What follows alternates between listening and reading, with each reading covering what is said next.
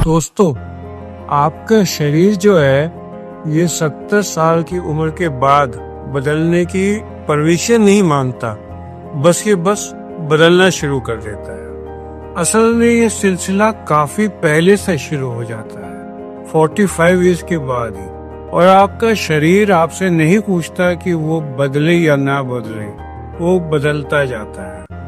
70 के बाद हर आदमी के साथ 5 खास बदलाव होते हैं और अधिकतर लोगों का इसका एहसास तब होता है जब बहुत देर हो चुकी होती है। जिस तरीके से अपने घर के आगे आप दरबान नहीं रखो और घर में चोरी होने के बाद आपको पता लगे कि आपको दरबान रखना चाहिए था, इसी तरीके से अगर आपकी एज 55-60 की है तो आगे क्या होने वाला है, इसका क्या उपाय करें अभी से और उन तकलीफों से कैसे बचा जाए, इसके बारे में वीडियो है। फ्रैंकली इस वीडियो को बनाने से पहले जब मैंने रिसर्च की, पढ़ा, तो मैंने सोचा कि काश मुझे ही किसी ने पहले बता दिया होता कि ऐसे होगा, तो मैं शायद लाइफ को अपनी अलग तरीके से जीता। और अगर अभी तक आप मेरे साथ जुड़े रहे हैं तो आप जरूर इस वीडियो को एंड तक देखना, क्योंकि मेरे अपने तजर्बे हैं, मैंने जो नहीं किया, जो आपको करना चाहिए 45-50 के बाद में ही। मैं फाइनेंशियल उस प्लानिंग की बात नहीं कर रहा, आपके हेल्थ के बारे में बात कर रहा हूँ, जिससे आप सीखेंगे। क्योंकि 3 साल पहले मैं 2-2 सीढ़ी एक साथ उतरता था और आज की डेट में मैं रेलिंग को पकड़कर धीरे धीरे उतरता हूँ। और कैरम और लूडो खेलने के लिए मैं नीचे दरी पर नहीं बैठ सकता, एक छोटा सा मूरा रखता हूँ ताकि मैं अपनी ग्रैंड डॉटर के साथ कैरम खेल पाऊँ। इसकी वजह क्या है कि मैंने टाइम पर अपने घुटनों की, अपने लेग्स के मसल्स के ऊपर वर्कआउट नहीं किया। और जब भी इस तरीके का कोई वीडियो बनाता है और कोई लेक्चर भी लेता है किसी कॉन्फ्रेंस में, तो ऑडियंस में, डेलीगेट्स पर, सुनने वालों से ज्यादा फायदा उस पर्सन का होता है जिसने इसके ऊपर काम किया है, क्योंकि उसको सब कुछ आ जाता है जो वो लोगों को बताना चाहता है। और वो 5 चीजें जिनके संकेत मैंने पहले नजरअंदाज कर दिए, जो आप न करें, उसके बारे में मैं आपसे ये बात करना चाहता हूँ। और ये सच्चाई ऐसी है जो आपको कोई नहीं बताता।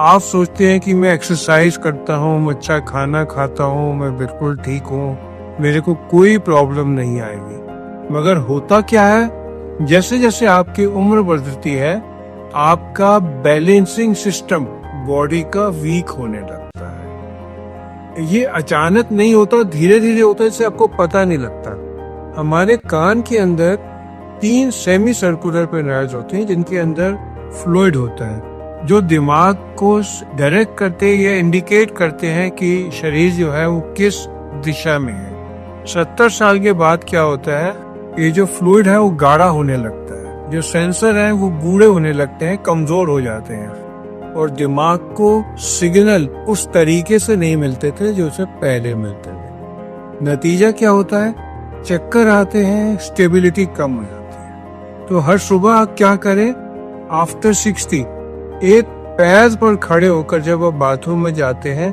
दांत से ब्रश जब करते हैं, तो एक ब्रश जो है दांतों को एक पैर पर खड़े होकर करने की शुरू करें। 10 सेकंड से शुरू करें, 30 सेकंड तक करें। इससे क्या होगा कि आपको बैलेंसिंग कम नहीं होगी। अगर आपके पास टाइम है तो योगा करें, और उसमें ताड़ासन जो होता है, जिसमें आप पंजों को उठाकर हाथ दोनों ऊपर करके अपना बैलेंस बनाने की कोशिश करते हैं, सूर्य नमस्कार, इन सब से आपकी बैलेंसिंग बेटर हो जाती है। क्योंकि बैलेंस भी एक मसल की तरह है, यू यूज इट और यू लूज इट।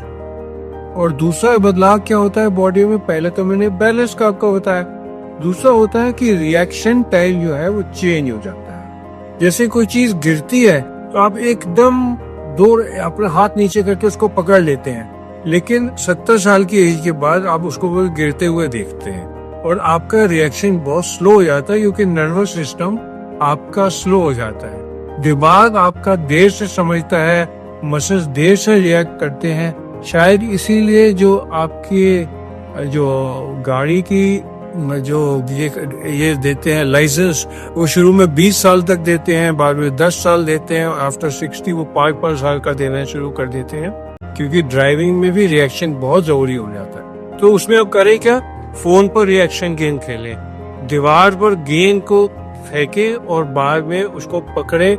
जिस तरीके से फुटबॉल खेलते हैं उस तरीके से आप बॉल को नीचे या ऊपर करें, बॉल को दीवार पे लगा के टप्पा अपने ऊपर पड़े तो उसको कैच करने की कोशिश करें, और अपने हेड का और आई का कोऑर्डिनेशन बढ़ाएं।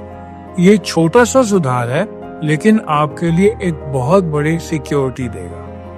तीसरा बदलाव यह है कि मसल जो है वो एज के बाद खुद ब खुद कमजोर होने लगते हैं, और मेडिकल टर्मिनोलॉजी में इसको सार्कोपीनिया कहते हैं।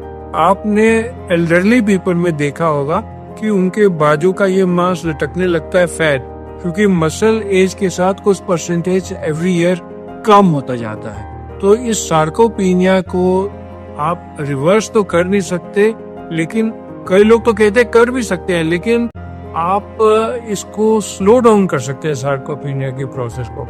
50 साल के बाद हर साल लगभग 1% मसल कम हो जाता है, और 70 साल तक 20% मसल लॉस हो चुका होता है, 80 साल तक 30% तक मसल लॉस हो चुका होता है। तो कुर्सी से उठना मुश्किल हो जाता है, सीढ़ियाँ चढ़ना मुश्किल हो जाता है, सामान को उठाना मुश्किल हो जाता है। तो इसका आंसर क्या है, आप डेली 15 मिनट तक स्ट्रेंथ ट्रेनिंग करें। रेजिस्टेंस बैंड ले, आराम से अमेज़न पे मिल जाते हैं सस्ते ही।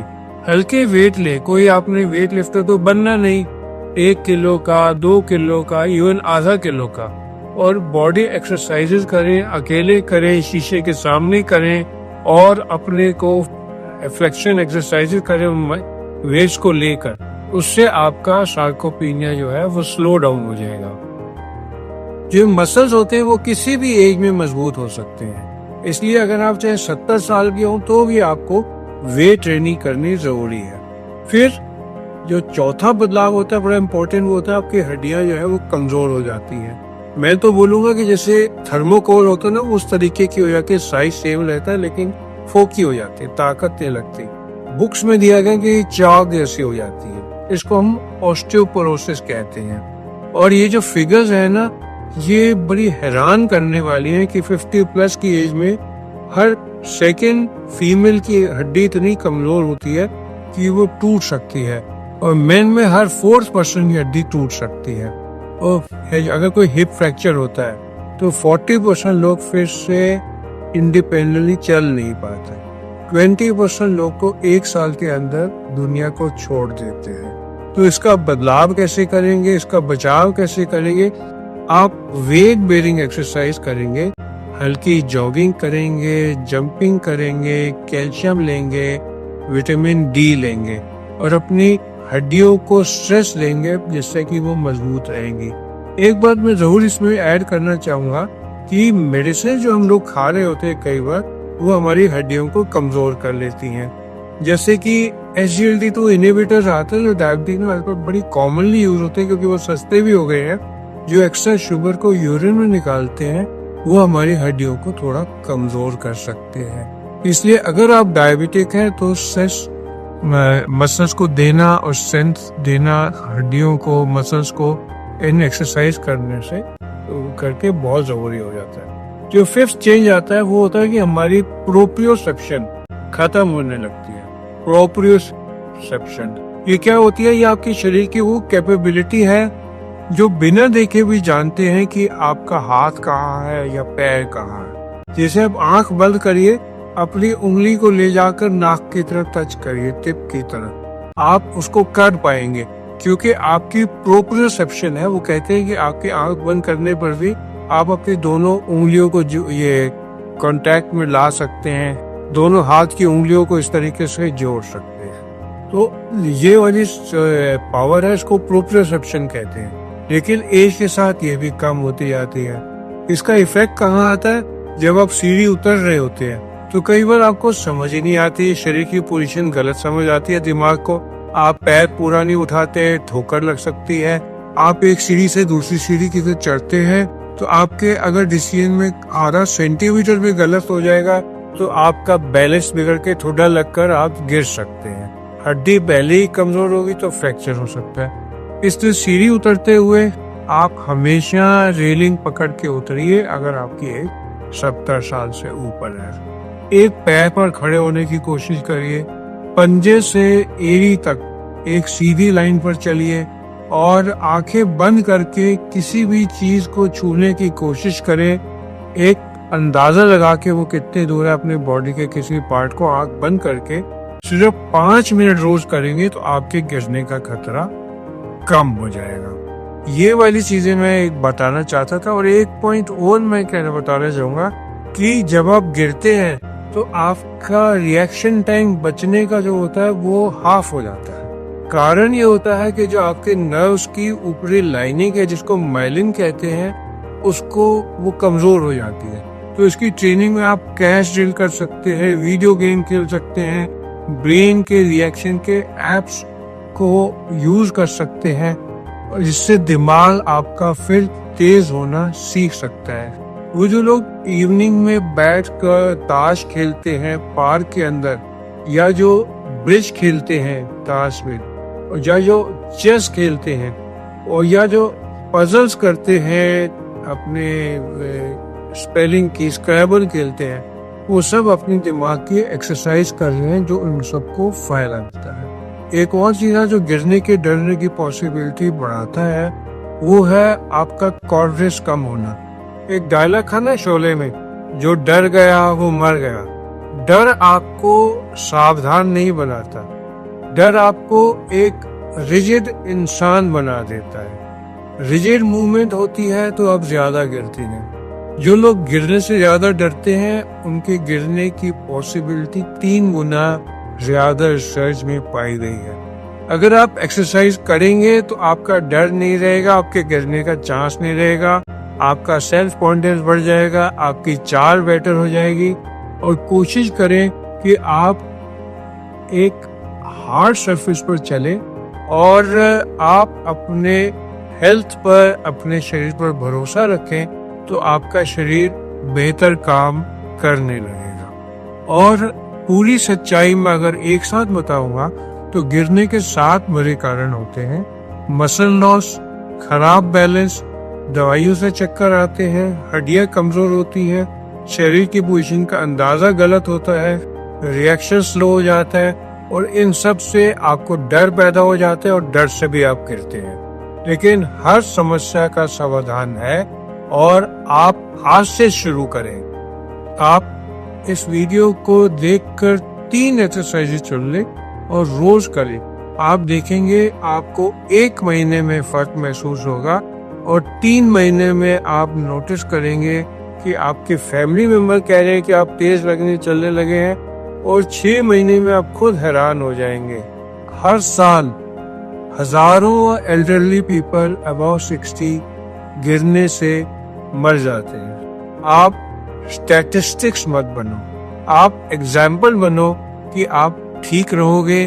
और उसके लिए इस वीडियो को रिवाइंड करके आप दोबारा देख लो और ये जो पॉइंट्स मैंने बताए हैं इनको आप यूज करो। उससे आप नोट करोगे कि आपको बहुत फायदा होगा।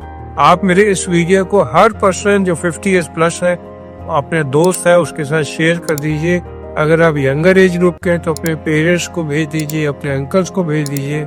आप एक सोशल वर्क कर रहे होंगे। आप सबका मेरे साथ जुड़ने के लिए धन्यवाद।